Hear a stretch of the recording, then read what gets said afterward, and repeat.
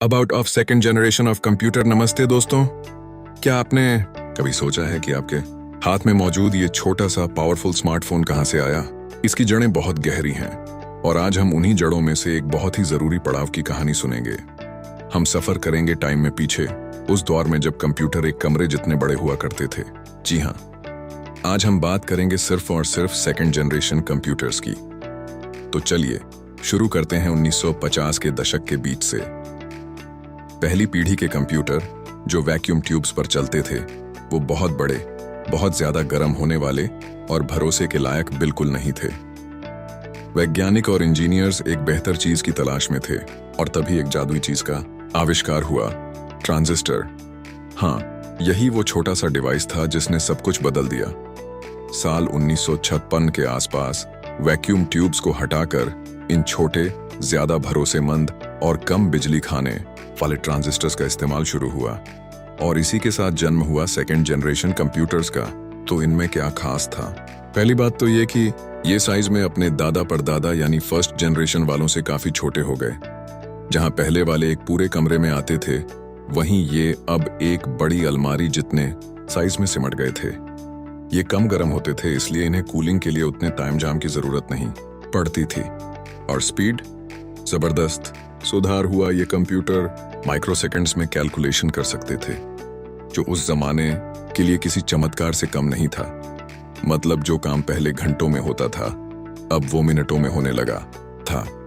इससे इनकी रिलायबिलिटी यानी विश्वसनीयता भी कई गुना बढ़ गई।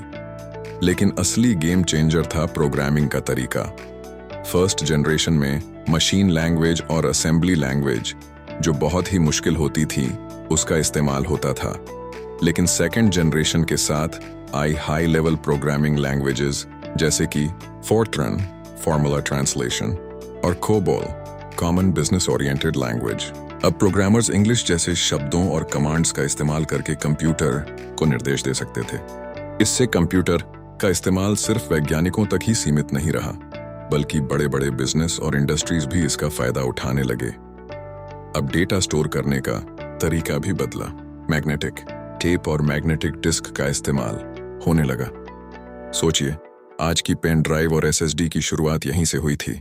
ये ज्यादा डेटा ज्यादा तेजी से स्टोर कर सकते थे। इस दौर के कुछ मशहूर कंप्यूटर थे IBM 1401, जिसे बिजनेस की दुनिया में खूब पसंद किया गया, और CDC 1604, जो अपने समय का सबसे तेज सुपर कंप्यूटर माना जाता था। ये वो मशीनें थीं जो बड़ी बड़ी कंपनियों का पैरोल संभालती थीं, यूनिवर्सिटीज में साइंटिफिक रिसर्च करती थीं और यहाँ तक कि सरकारी कामों में भी मदद करती थीं। लेकिन हर अच्छी चीज का एक अंत होता है। 1960 के दशक के बीच आते आते एक और नई टेक्नोलॉजी ने दस्तक दी, इंटीग्रेटेड सर्किट यानी IC। और इसी के साथ सेकंड जनरेशन का दौर खत्म हुआ और थर्ड जनरेशन की शुरुआत हुई।